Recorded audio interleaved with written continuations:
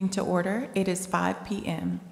We have no public comments for the posted agenda items today. I will now turn the floor over to Mrs. Holly Malloy, Assistant Superintendent for Curriculum and Instruction and Professional Development, who will present an update regarding the Teacher Incentive Allotment Plan. The TIA was created by the Texas Legislature as part of House Bill 3 to provide a pathway for top teachers to earn six-figure salaries and to help attract and retain highly effective teachers at traditionally hard-to-staff schools.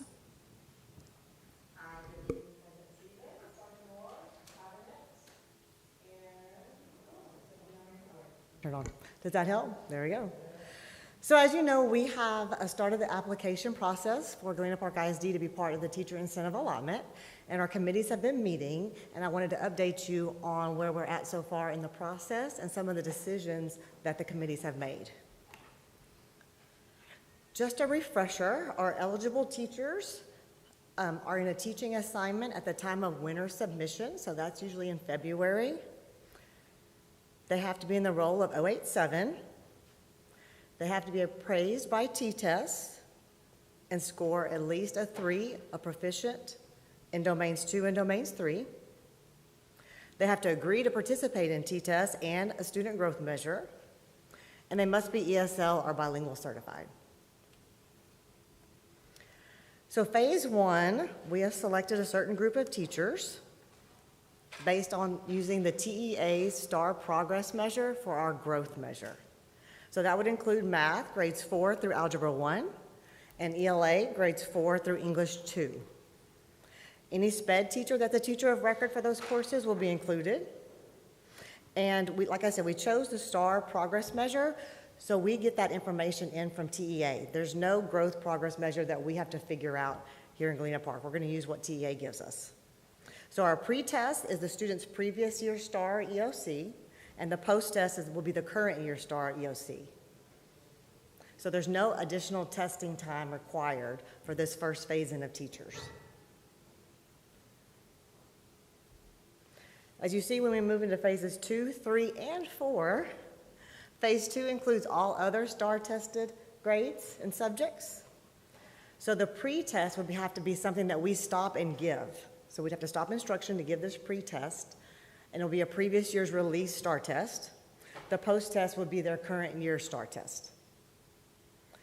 Phase 3 goes into other teachers of record who are not administered a STAR test, who do not administer a STAR test, but it allows for a multiple choice pre and post test. So it includes all other core courses, our languages other than English, our fine arts, and our CTE courses, whose course allows to show student growth through a pre and post test. And the district will have to locally create those pre and post tests for all those subject areas. Phase 4, we move into rubrics. So it'll be any teacher of record that's not administered a STAR test and requires a rubric. So any CTE and fine arts courses not included in phase 3. This also includes our primary grades, where children can't take a Scantron test, pre-K through first, reading and math, and then any other PE and athletics courses where students' growth can be measured. So there's 2 portions of this. Remember, we have a T-test portion and a student growth portion. So the student growth portion for TIA, to be a recognized teacher, 70% of the students of that teacher of record will have to show growth. Exemplary is 80%, and master is 90%. For the teacher observation portion, it only focuses on 2 domains because those are the observable domains. There's 8 dimensions within those domains, scored on a scale of 1 to 5. And by state guidelines, to earn a designation, a teacher must score at least proficient in each of those dimensions. So that's a T-test measure for the teacher. So for our rating, and this is the state's minimum, to be recognized, you'd have to have a 3.7 in T-tests, exemplary a 3.9, and a master's a 4.5. So here's where we put them together. 30% of a teacher's score is going to be based on their T-test score. 70% of the teacher's score will be based on student growth. You'll calculate those two together to get a final cut score. and that score will let you know if they're exemplary, recognized, or distinguished. Other piece to this plan is a spending plan, and so when we do have teachers that meet the TIA plan, 90% of the funds that we receive for the teacher will go to them, and 10% is allowed by TEA to go to the district to help fund the whole process. So that's a lot. So what questions do you have? I have two questions, Holly. I want to be intelligent here. With this LOTE, I asked about that earlier. Is that foreign language? Yes, ma'am. Okay, great. Yes, ma'am. It stands for languages other than And my English. next one, is there a contingency plan if a certain teacher doesn't make it? What do you do with the funds? So we will not receive the funds unless they earn the Once you have, designation. okay, you've Correct. been assured. Okay, and these other teachers that are being into phase 2, is there nothing else you can measure with other than the STAR test? We have to locally create our own assessments and create our own growth measure for any assessment that's not a STAR test. So that's Okay. why we're phasing in the process, to make sure that we're doing it with validity and reliability. So the first year, we're using only what the state gives us as a growth measure. But you could use your district assessments, couldn't you? Correct, yes, ma'am. I'd like to add, but remember the state is changing the STAR test. So right now they haven't shown us, they've told us what it's going to look like, but we don't want to create a test until we see what the state is going to give us Okay. as the test. So we will propose designations for teachers that meet our requirements. We propose them. We have to send it into TEA and Texas Tech University. They look at our data, and then they will decide, they make the final designation. So there may be teachers that we would propose that don't earn the designation. So we have to make sure that their student growth should be where their T-test is, right? How can you score high in teacher observation if your student scores aren't there? So they have to show some validity and reliability there, and that's what gets measured by the state. So when we send this off, we will say proposed designation. We will not designate a teacher until we get the results back. Okay. And that's fully funded by TEA? I'm sorry? That's fully funded by TEA? They send us the amount, yes. And the amount's what they earn it for 5 years once you're designated, but the amount can actually change year by year based on the campus where they're located, socioeconomic status. The plan is excellent, well put together. I'm just concerned that Sure. we might still lose some great teachers that are not a part of phase 1. Our concern as well. Yeah, that's what I was going to ask. What's the feedback from the teachers? Have you put a pulse on it? What are they saying? So we have some committees from the campuses that principals have taken back to their campuses, and we've shown this to principals as well. So some of the feedback is questioning, why am I not in the first phase? But once we explain how it's being measured and to ensure that we're doing this reliably, the teachers most have understood. So our next goal will be to get this information out across the district and then hold some Q&As through Zoom, and I'm sure we'll get much more detailed feedback there as well. But this is just our design of our process based on our committees, based on the most reliable way to start the phase in. So teachers and administrators were a part of this Yes, committee ma'am. to design We this. have multiple committees. Will you go back over where only the ESL and bilingual teachers are required? So that is something that we added as a district. We came to the decision through our committees to have ESL certification be a qualification to be designated, because we feel it meets the needs of our students to have teachers ESL certified, that's our student population, and how can you serve our students well if you don't have this certification? Is the district going to fund that, or will they have to do it on their own? So we have previously, this is not something new that we've wanted for our teachers. We have pushed and pushed for ESL certification, and we have previously paid to reimburse teachers for the test.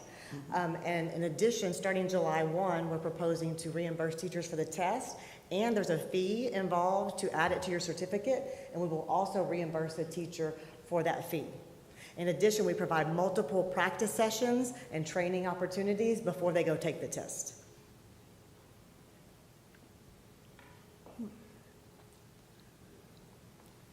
Any more questions? Thank you so much. Thank you, Ms. Malloy.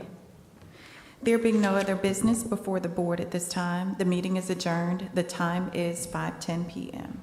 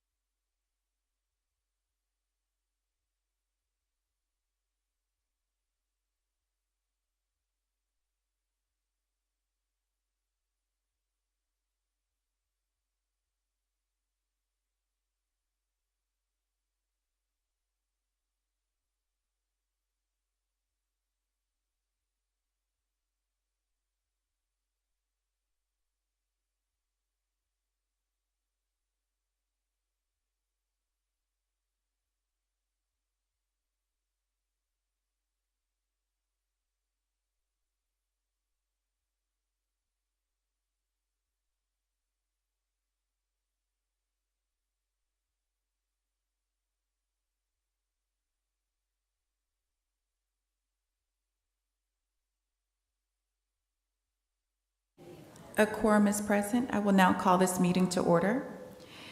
An executive session of the board will now be held on the matters contained in the notice for this meeting as authorized by sections 551.001 through section 551.084 of the Texas Government Code and the Texas Open Meetings Act.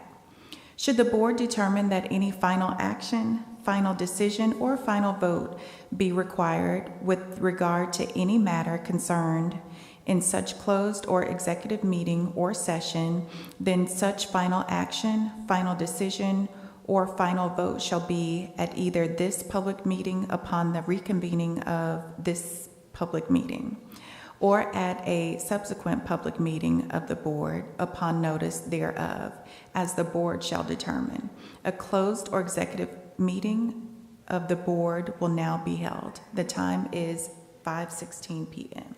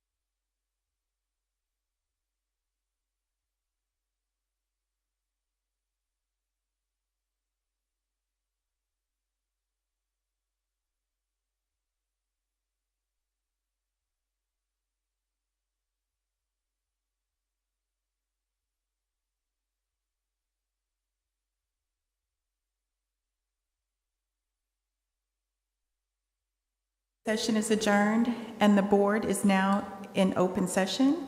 The time is 5:52 p.m. I will entertain motions on the items covered in executive session. Is there a motion to approve the employment of contractual personnel as presented? I, Wanda Johnson, move we approve the employment of contractual personnel as presented. Can you hear me? I, Noe Esparza, second the motion. A motion was made by Wanda Johnson and seconded by Noe Esparza. All in favor? The motion carried 6-0 with 0 abstentions. The time is 5:53 p.m. I will now turn the floor over to Mrs. Elizabeth Layler, Deputy Superintendent for Educational Support and School Administration, who will conduct a public hearing to present the 2021 through 2022 annual report to the Board of Trustees. Good evening, Board. How are you? I am here to present our annual report. It is a public hearing that is required. Annually, we're required to hold a public meeting. All this information is required to be posted online, but the majority of the information has already been released through previous reports. So it's not a lot of new information, it's just put together. So it has to include our Texas Academic Performance Report, better known as TAPR, the PEAMS Financial Standard Report, the district's accreditation report, our campus performance objectives, report on violent criminal incidences, student performance in post-secondary institutions, the TAPR glossary, and the House Bill 3 performance goals. So our ratings, our 2022 accountability rating, we got an A, and that was up until January. So right now we're currently not rated a data under review. The state requires 10% of the districts that had the largest gain to send in data, and they call it a self review of data. So again, in red, this is from TEA, the ongoing review and assignment of temporary not rated data under review is not indicating that they believe we have inaccurate data or that we did any wrongdoing. We hope to have that fixed by March 1st. 2022 special education determination status is needs assistance. Our first rating that Ms. Nazi has reported on, Dr. Nazi, is A superior, and our accreditation status is we are accredited. So the Texas Academic Performance Report is broken into 6 parts: the cover page, student performance, student participation, attendance, graduation, and dropout rates, college, career, and military readiness, and the profile of our students and staff. So in our STAR performance, it breaks down the STAR and EOC for each grade level for both 2021 and 2022 at the approaches, meets, and masters level. It compares us to the state in Region 4. It reports on all our different subpopulations. It also then looks at progress, how kids did 2 years in a row. So 3rd grade reading in 2021 to 4th grade reading in 2022. Because we did not have STAR in 2020, the last time we were able to have progress is 2019. So it looks at 2018 to 2019 and then compares 2021 to 2022. Again, that starts with 4th grade reading and math through the English 2 and Algebra 1 EOC. And then it has the same reports for English language learners by their type of program. Were they in a bilingual, one-way or two-way program, or an ESL program? So our highlights from STAR performance is we were above the state in math in all grades and 5th and 8th grade science. We had huge gains in our reading, English language arts. We're closing the gap with the state. And we beat the state for every single test in progress. So our progress was better than the state every single time. We consistently beat the state with approaches, meets, and masters for our subpopulations of African American, Hispanic, English learners, and economically disadvantaged. For participation, we had 94% participation for accelerated learners. This last year was the first time they looked at that. An accelerated learner are the kids who took Algebra 1 in 8th grade. So since they took their algebra EOC in 8th grade, they had to take ACT or SAT in high school. And we had, again, this last year was our first year. We had 94% of them participate. We were going to have 100 this year. We're going to get it all taken care of. We did have 99% participation on the STAR test and all tests, reading, math, science, and social studies. Attendance, graduation, and dropouts, the information is lagging 1 year. So even though it's the 2022 TAPR, it's looking at 2021 information. Our attendance was 96.7%, which was better than the state. Our chronic absenteeism was 9.5%, better than the state. Our grade 7 and 8 dropout rate was 0.5%, better than the state. Our grade 9 through 12 dropout rate was 2.4%. That's equal to the state. And our 4-year, 5-year, and 6-year graduation rates are better than the state. And what I'm most excited about is we're getting better. So even though with the 6-year graduation rate, we actually had 6 years to get them to graduate, we did better with our 4-year. So that 4-year group of 2021, we actually have last year and this year to still get them in the 5- and 6-year graduation rate. So we're going up there. Our graduate profile, again, is lagging information. It's 2021's, but you can see here what our graduates look like compared to the state. We have a higher percent of economically disadvantaged kids by over 30% than the state. Our English language learners and at-risk are higher, and our CATE completers are higher. A completer in CATE is kids who take 3 or more career and technology classes for 4 or more credits. So this is really a positive thing, is kids not changing their mind like they would in college and change their major. They're going with something and they're sticking to it, and they're considered a CATE completer. Our college, career, and military readiness is also lagging. It's looking at the class of 2021. So the kids who were graduates is 81.3%, better than the state. College-ready graduates are 70.4%, better than the state. TSI criteria and ELA and math, better than the state. AP, pass an AP test in any subject. This is the one area we didn't beat the state, but I think it's because a lot of our kids are going and taking that dual credit, which is better than the state. Career-ready graduates, industry-based certificates, and special ed students who graduate with an advanced diploma, all better than the state. So we're very proud of our CCMR information. The student information in the TAPR breaks it down by grade level, ethnicity, gender, program type of primary disability if they're a special ed student, mobility rates, retention rates, and class size. So all that is broken down for our students. And then for staff, they break down by what type of staff we have. For our campus leadership, it talks about their average years of experience, with the district.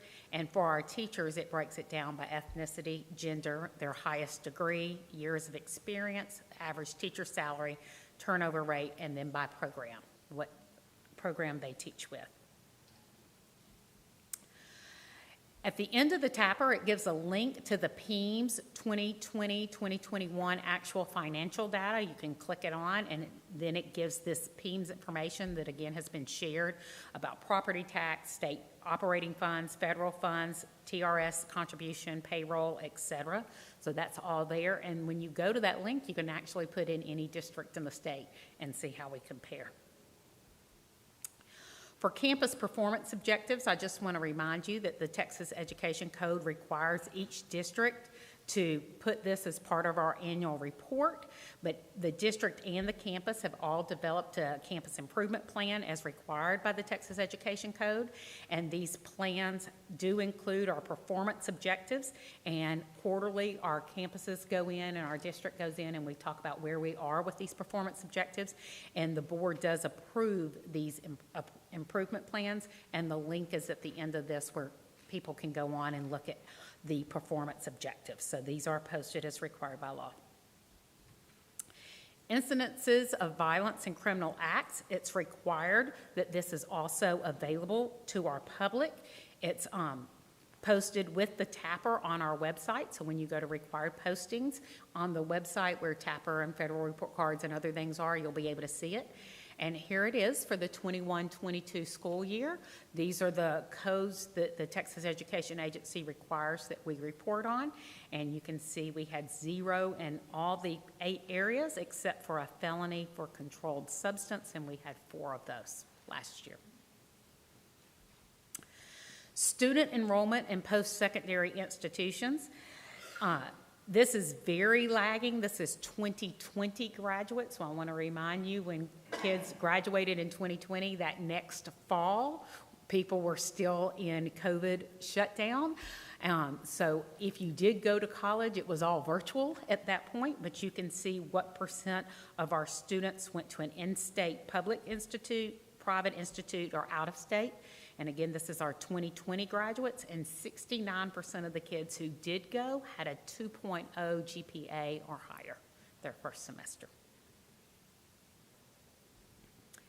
House 3 performance goals is also required for the public meeting. These are the early childhood literacy, early childhood math, and CCMR goals. Holly Malloy and Dr. Michelle Epps reported to you at our September board meeting where we were, and their PowerPoint in progress is listed, along with all these required links. So tomorrow we will be putting this report up under our required postings, and then anyone who's interested in more information on any of these will be able to click the link and go directly to the information. And if anyone is interested, they can get paper copies from us. Are there any questions? Thank you, Mrs. Layler. Thank you. The Board of Trustees of Galena Park Independent School District is now convened in a regular meeting on Monday, February 13th, 2023, in the Administration Building of Galena Park Independent School District, the address of which is 14705 Wood Forest Boulevard, Houston, Texas 77015. The time is 6:04 p.m. I want to welcome the members of our audience to this meeting of the Board of Trustees. As the Galena Park ISD Board of Trustees, we are here to set goals, listen to reports from the superintendent, approve budgets, contracts, personnel appointments, and make policy for the district. It is not the role of the board to make day-to-day operational decisions. The management and day-to-day operations of the district are the responsibility of the superintendent. We have policies and procedures in place to resolve concerns and issues. This is a public meeting of the Board of Trustees, not a meeting of the public. Prior to this meeting, board members received information related to items on today's agenda. Agenda items will not necessarily be handled in the order listed on the notice. The meeting is open to all who wish to attend and hear the matters discussed. During the course of this meeting, the board may determine that a closed session is necessary. In that event, the board will meet in closed session and consider matters duly posted for this meeting as permitted by Section 551.071 to 551.084, inclusive of the Texas Government Code. I respectfully ask that you please refrain from talking while others are speaking and that cell phones are turned off in a silent mode. Thank you for taking the time to join us this evening and for your interest in the Galena Park Independent School District. We have no public comments for the posted agenda items today. We do have public comments for non-agenda items today. Patrons who have duly registered per policy BED local may address the board regarding matters of concern or interest to the district. Other than the character of any student, staff, or board member, I would like to remind the audience that the comments of the speakers reflect their own positions or opinions. The board may not discuss or act upon any matter that is not listed under the action item portion of the agenda. Therefore, board members may not discuss the comments of speakers. Please understand that a lack of response from board members does not indicate agreement or approval of the comments. Each speaker will be given 3 minutes to address the board. The vice president of the board will be the designated timekeeper. Will the representative of the Girl Scouts of San Jacinto Council please step up to the podium?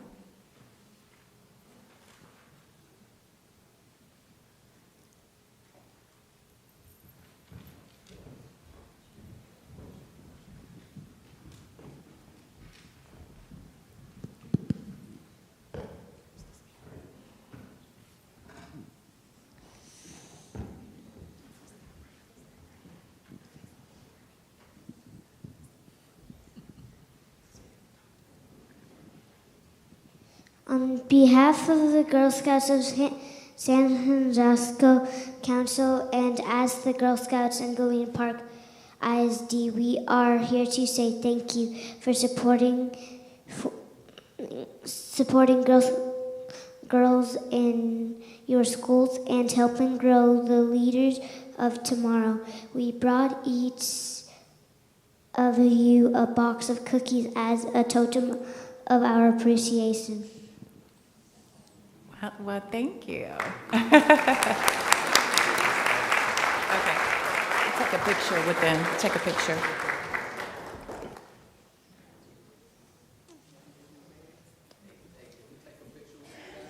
Y'all all turn around and smile real big. We'll get a picture with everybody. Thank you, sweetheart.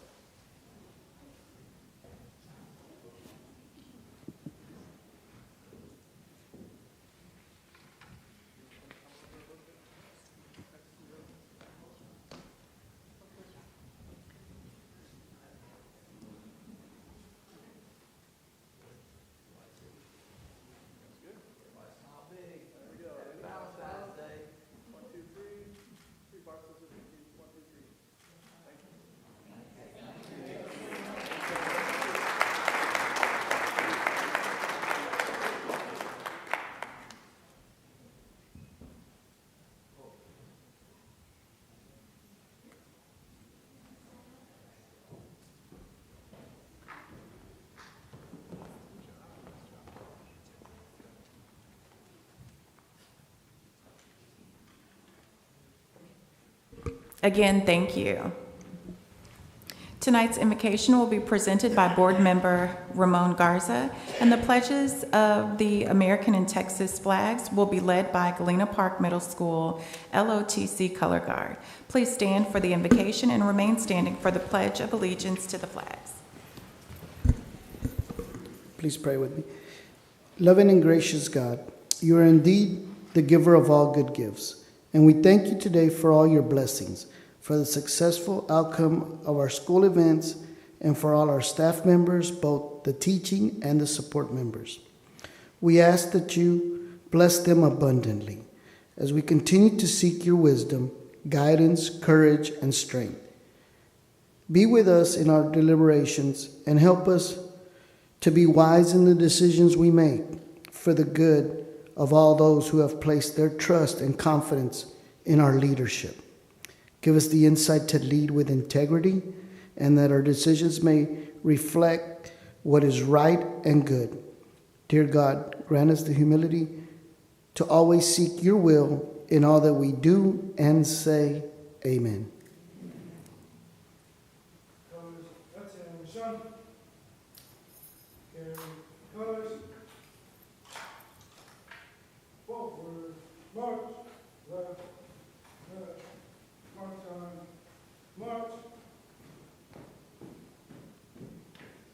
Colors, hope, live, face.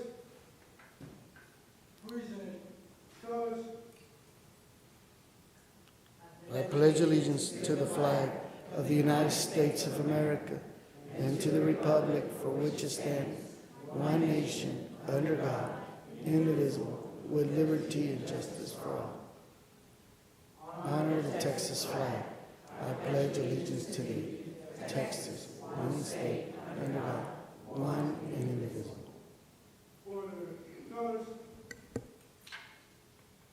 Face. Pose.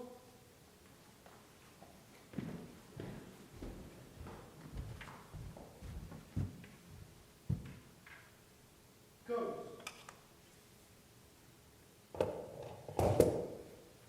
Reason, arms. Order, arms. Forward, march.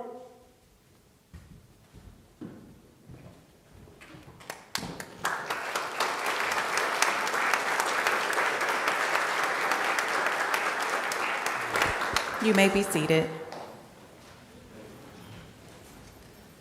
We will now move on to this evening's special recognition portion of the agenda. Dr. Moore.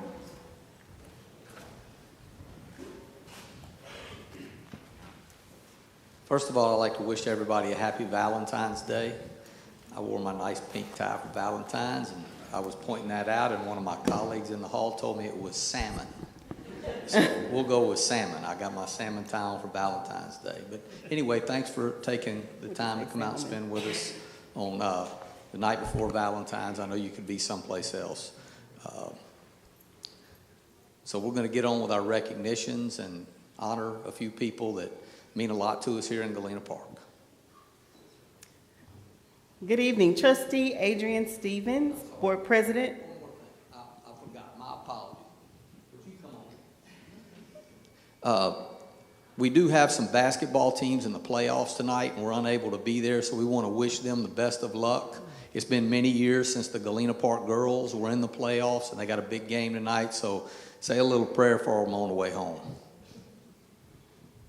Will assist us with this evening's recognitions.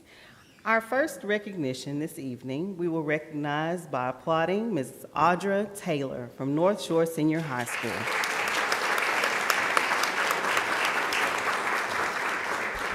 Will her administrative team please join her on stage? Ms. Taylor is being recognized for receiving the Texas Dance Educators Association Distinguished Service Award. Ms. Taylor's dedication and commitment to the field began as a teacher and show troupe member for the Houston Oilers and progressed to being an assistant director, curriculum author, camp coordinator, and distinguished educator. In 1998, her second year at North Shore Senior High School, Mrs. Taylor founded the JV Scarlets Reserve Program. Now, in year 25 at North Shore Senior High, her students are fortunate to be led by such a dynamic dance director. Congratulations, Ms. Taylor.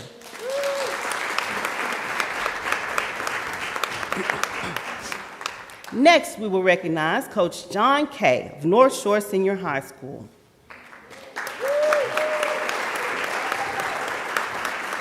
Coach Kay is the head football coach and district athletic coordinator. This season alone, Coach Kay was named Houston Chronicle Coach of the Year, Division 21 6A Coach of the Year, and Inside Houston Sports Coach of the Year.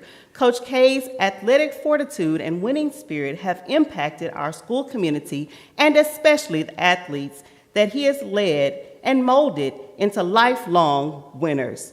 Coach K, we are proud of you and we are honored that you call GPISD home.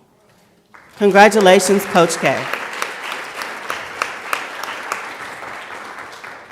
Our next recognition is our Student Nutrition Department. Will Mr. Brian Aubin and team please come forward?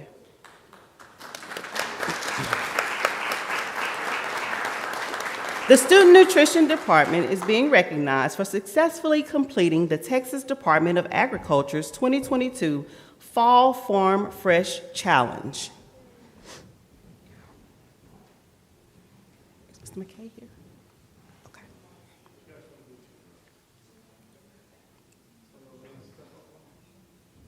During the Texas Department of Agriculture's challenge, locally sourced Texas foods were offered to students along with garden-based learning activities to strengthen their appreciation for Texas agriculture. This is just one example of how the Student Nutrition Department is expanding its community outreach and nutritional activities. Great job, Student Nutrition Department. We appreciate your service.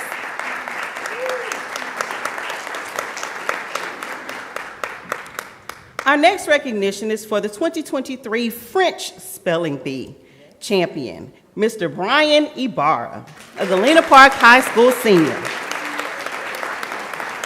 Will Brian's teachers and the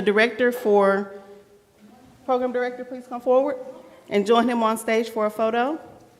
The French Spelling Bee is a competition that extends the knowledge and application of the French language. This challenging competition promotes literacy, provides a performance forum to display the hard work of our students, and develops communication and public speaking skills. And if Brian looks familiar, it's because he's also the reigning social studies Bee champion and scholarship winner. Congratulations, Brian. Finally, GPISD would like to recognize and thank the following students for participating in the 2023 Anti-Vaping Poster Contest. Our elementary school winner is Jimena Herrera, a 5th grader from Purple Sage Elementary School. With her principal, please join her on stage. Also with Ms. Myra Castaneda, Director for Educational Support, and Dr. Karen Haynes, Director for Mental Health and Social Services. Please join them on stage. These ladies worked with the GPISD counseling program to host the poster contest in an effort to bring awareness to this nationwide vaping epidemic. So congratulations, Jimena, and honorable mention to our middle school winner, Andrea Booker, and our high school winner, Tony Cutliff. And you will see their posters throughout the campus, throughout the district, excuse me. This concludes the recognition portion of this evening's meeting.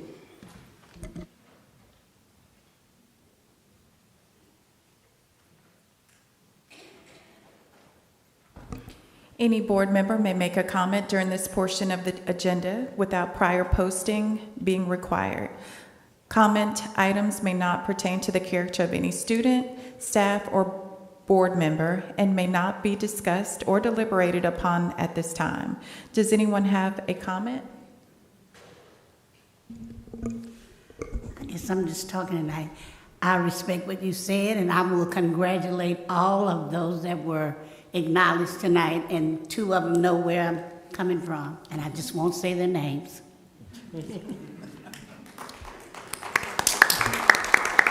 Anyone else? I'd like to wish everybody a happy Valentine's Day tomorrow. And I sure hope you got your reservations in early because it's going to be busy tomorrow night at all those restaurants. Dr. David Pearson, principal of North Shore 9th Grade Center, will present the academic spotlight with a video highlighting some of the outstanding programs and initiatives at North Shore 9th Grade Center. Hi, President Stevens, trustees, and Dr. John Moore. I'm the proud principal of North Shore 9th Grade Center, and I brought some of my people here today, and a few of them I'd like to introduce them at this time. Please stand, North Shore 9th Grade Center.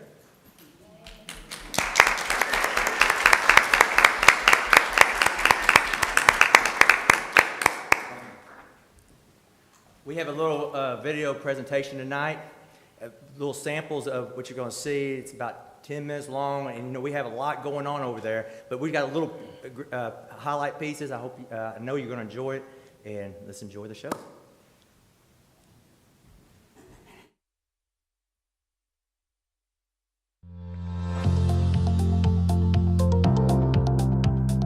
Hi, I am David Pearson, the proud principal of North Shore 9th Grade Center. It is my pleasure to spotlight our campus culture, community involvement, and career pathways. Here at North Shore 9, we foster a culture that meets the unique needs of our 9th grade students. Our administrative team and I are very proud of our students, parents, and faculty for maintaining our campus vision of excellence. Please enjoy. Hello, my name is Jasmine Haynes. I am the at-risk coordinator for North Shore 9th and 10th Grade Center. It is my pleasure to talk about NS9 academic teaming. Academic teaming is the school culture where all the core teachers share the same groups of students to collaborate on academics, discipline, attendance, and campus expectations. Academic teaming empowers students to take ownership of their learning and behavior while teachers are able to implement best practices to hold the students accountable. Each team is assigned a team leader to help facilitate meetings and promote leadership among our campus. Team leaders meet monthly to discuss ways to improve our school safety, increase student-teacher morale, and maintain our vision of school culture. Academic teaming has changed the dynamics of school rallies. Students dress up to show their team pride, participate in games, performances, and ultimately receive team awards for their achievements. NS9 has some of the best rallies because our Mustangs are loud and proud. Thank you for this time to spotlight our school culture, academic teaming. My name is Chris Carter, and I am an academic team leader. Academic teaming is really a community within a community. When students come to our campus as freshmen, sometimes that's very scary because you are navigating unknown waters, uncharted territory. But it really gives you the opportunity to feel connected and feel as though you belong. With teaming, it gives us as teachers the opportunity to celebrate our students and to really give them a chance to have an experience in high school that's unique. Hello, I'm Deborah Kegler, lead counselor at North Shore 9th Grade Center, and I'm super excited to give you a bit of insight into our counseling program here at North Shore 9. The three of us that serve the student body is myself, Miss Brenda Charles, and Miss Marisol Roberts. A few things that I'm super proud of my department is the way we have increased our community involvement this year. We've put on some amazing programs, and the community turnout has been amazing. And most recently, we were awarded the GPISD Education Foundation grant, and we've opened up a tranquility room, which we've named a tranquil oasis. Our students and teachers, they absolutely love it. The Tranquility Room is a space that we came up with because we wanted an environment for our students and teachers to come and self-regulate throughout their busy day. This idea came to life once we were able to apply for a district grant with Galena Park ISD, and we were fortunate enough to be rewarded for our Tranquility Oasis, which is where the idea came from. With everything in mind, our goal and focus for this room was to give students a place where they can come and just self-regulate and regroup whenever they need that break from their everyday normal day. Our center focus is for students to be able to come and utilize the room. However, we want to make sure our teachers have that same opportunity. This is a great environment where they can actually do what they need to do. We can actually have a conversation, leave them to themselves while they get their thoughts together. But definitely our focus was to have a place where they can get away, get to a better place of the day, and then move on back to class. Hello, I'm Mrs. Roberts, one of the counselors and parent facilitators at North Shore 9. We've had some amazing events here at North Shore 9. Our Father Take Your Child to School Day was a huge success. We had an amazing turnout, and students and father or father figures were able to enjoy a nice breakfast and a few arts and crafts together. Another successful event our parents enjoyed was our Holly Jolly Parent Appreciation Program. Our parents were able to enjoy a great show by our choir, band, dance, and theater arts students. During this program, we're also able to highlight the work our amazing parent volunteers do for our school.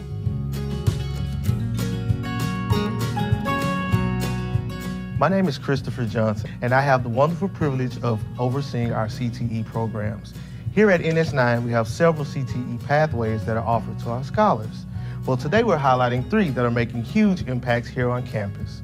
The agriculture department here at NS9 is led by Mrs. Evans. She brings a wide variety of agriculture concepts to the classroom. The architecture and engineering department is led by Mrs. Williams, who comes with an array of knowledge in both disciplines. The welding department is led by Mr. Shuptrine. Mr. Shuptrine comes to us from the welding industry, and the students are able to take Intro to Welding, and they also have the opportunity of working in our state-of-the-art welding facility that is actually housed here on our campus. Career and technical education is the hands-on classes that don't only prepare you to go to college and continue studying, but you could get a career in that field right away after graduation. So the ag pathway specifically focuses on animal science and overall agricultural awareness. We do a lot of ag education throughout the year. We go to elementary schools and read them agricultural books. Today is actually a day that we're all in the garden, and we are focusing on making our garden better. We are tilling the soil, adding compost. My kids have been composting for months. I've got 3 compost bins in the courtyard and 2 in the garden. The importance of that to them is that it'll never leave their memory. It'll never have to be explained on why do I need to know this, right? It's ingrained in them. One, it made me a better student because I feel more confident. I could express myself in more ways than I could never imagine. And I didn't pick this class at first, but whenever I did come, Miss Evans made me feel really welcome. I love her so much. She makes everything fun, and it's something different. CTE is those courses that you want to take where you don't have to explain, how am I ever going to use this? It's those hands-on courses that kids are never going to forget. It's lessons that stick with them and hold true in their heart.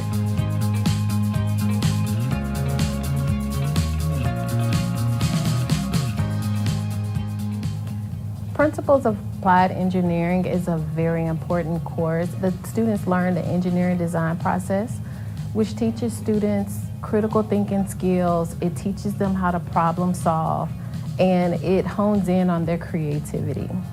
Right now, they're working on aerospace engineering. So students are designing rockets. They're determining the thrust that's needed to carry payloads from Earth to space. The problem-solving skills that they learn in this class and the communication, the critical thinking skills, these are all very important skill sets in any industry that they decide to pursue. So this is an intro to welding course, and this is actually the first year we started offering it here at NS9. And this course will get you set up to move into welding 1 and welding 2, which will then let you set up to move into jobs. And we're very excited to start offering this course here at NS9 for these students in this community to let them learn and get certificates to help them out further in life. Our facility is a brand new facility. We got 28 booths. We have 28 welders, which will accommodate all 28 students I have in each class. We have grinders, we have plasma tables, cutters, torches, and we're gonna learn how to use every single bit of that. So they're getting out here and we're doing some hands-on stuff here and there. We're gonna get more hands-on as soon as everything gets fully furnished and ready. It's very enjoyable. I love this program. I mean, it's always giving me like an opportunity to always have a backup plan if I don't end up going to college. And I really like having that extra, help. I've been telling my parents that I'm like really into this now. Mr. Shupp makes it more enjoyable because he's a great teacher. Learning all these new things that when we're gonna start welding just makes me excited to come to the welding class. They did a wonderful job equipping this place with great equipment, and then the area, the ventilation, the booths, everything is top of the line. I mean, like college level, top of the line. The students love it.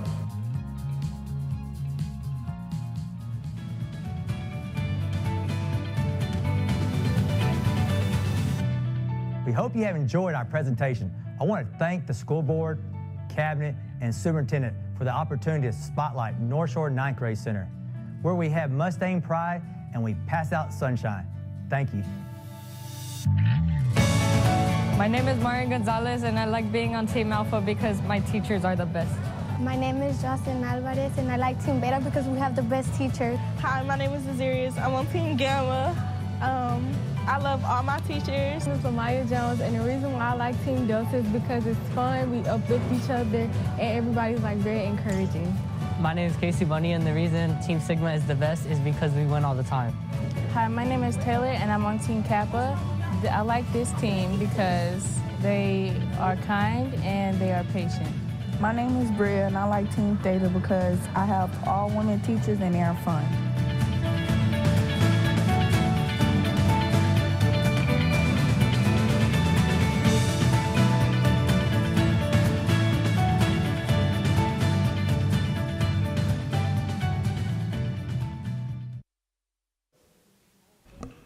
I don't have a question, but I do have a comment. I think that our students are incredibly fortunate to have teachers like you all, and I just want to thank you. The video was incredibly touching. So great job, and thank you so much. Y'all are doing a great job. Thank you. I want to thank Sharona Hunter and her team right here. They got all this together for us, made it simple for us. It was easy, but I really didn't do anything at all. It was them and them, so I'll give them the credit. So thank you.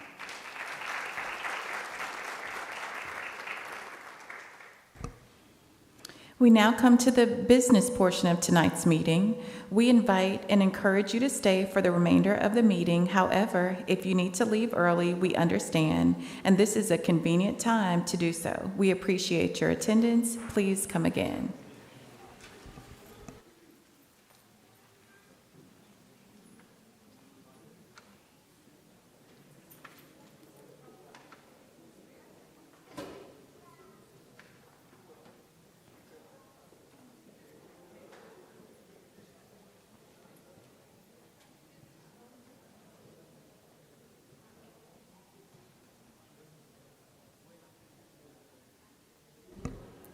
Harold Sonny Fletcher III, Senior Director for Facilities Planning and Construction, will provide a 2016 bond program construction update. Good evening. Is that working? Yeah. Good evening, President Stevens, Board, Dr. Moore, and Cabinet. I was presenting a couple weeks ago, and somebody commented and said, I need to show more pictures of playgrounds. So, picture of the playground at Pyburn tonight, looking wonderful with its artificial turf, so it'll wear really well. Then, not quite as interesting as playgrounds, but a roadway relocation at GP High School. With any luck, they poured the last bit of concrete on the relocated streets today. So that's great news to be wrapping that up. And then the picture on the left, that's the foundation going in for Career and Technology and Cafeteria Edition. The lines you see are the footings around the perimeter, and then the square boxes are the spread footings in the middle of it. And then the picture on the right, although that building looks huge, that's the batting cage relocated with its new turf. Mm. It does look big, doesn't it? In the photo. Isn't that strange? Thank you all. What questions might you have? Sonny, you know I'm always going to ask you. So you said by the end of the month for the road at in front of my church, because you know I've got everybody asking me every weekend. Yes, sir. They won't ask me this weekend because I won't be there, but hopefully by the next time it'll be there. Yes. I seen that I guess we're waiting on Centerpoint to relocate a power pole, right in the almost at the corner. That ties to the CTE edition. That shouldn't affect them getting the sidewalks in. So we should get sidewalks anyway. But I'll double check on that. Like on the north side of the old practice field, the band hall practice. There's a pole there that they haven't poured that curve. I see. Are we waiting on? I don't believe so. That pole's going to make it? Should be poured. The reason some of that curve is held out is because it ties to the Career and Technology Edition. Okay. And that contractor picks up that piece. Okay, so that goes into the that goes actually straight into the service yard. Okay. Of the addition. So now we just need a good rain to make sure we test out that new storm sewer there. Yes. Because it looks like it's already it's done. It's all been connected for several months now. So I think it's we need been working, and hopefully we have a good rain so we can test it before we pay that final payment on that. Exactly. I'm sure we will. Thank you, Sonny. What other questions? Thank you, Mr. Fletcher. We will now move on to new business. Is there a motion to approve the order of election calling for an election to be held in the Galena Park Independent School District on May 6th, 2023 for the purpose of electing 3 trustees to the board for regular terms for the following positions: Position 5, Position 6, and Position 7. Ramon Garza move that we approve the order of election as presented. I, Norma Hernandez, second the motion. A motion was made by Ramon Garza and seconded by Norma Hernandez. All in favor? The motion carried 6-0 with 0 abstentions. Is there a motion to approve settlement of invoice dispute and payment of incremental costs to Symmetry Energy Solutions, LLC, concerning the additional charges related to the 2021 winter storm, and delegate authority to the superintendent to execute the agreement? I, Noe Esparza, move we approve the settlement of invoice dispute and payment of incremental costs to Symmetry Energy Solutions, LLC, as presented. I, Wanda Johnson, second the motion. A motion was made by Noe Esparza and seconded by Wanda Johnson. All in favor? The motion carried 6-0 with 0 abstentions. With respect to the general consent agenda, do we want to remove any item for a separate vote or take the agenda item as is? I, Norma Hernandez, move we approve the general consent agenda as presented. I, Linda Sherrod, second the motion. The motion was made by Norma Hernandez and seconded by Linda Sherrod. All in favor? The motion carried 6-0 with 0 abstentions. With respect to the construction consent agenda, do we want to remove any item for a separate vote or take the agenda item as is? I, Wanda Johnson, move we approve the construction consent agenda as presented. I know we Esparza, second the motion. A motion was made by Wanda Johnson and seconded by Noe Esparza. All in favor? The motion carried 6-0 with 0 abstentions. With respect to the financial consent agenda, do we want to remove any item for a separate vote or take the agenda as is? I, Norma Hernandez, move we approve the financial consent agenda as presented. I know we Esparza, second the motion. A motion was made by Norma Hernandez and seconded by Noe Esparza. All in favor? The motion carried 6-0 with 0 abstentions.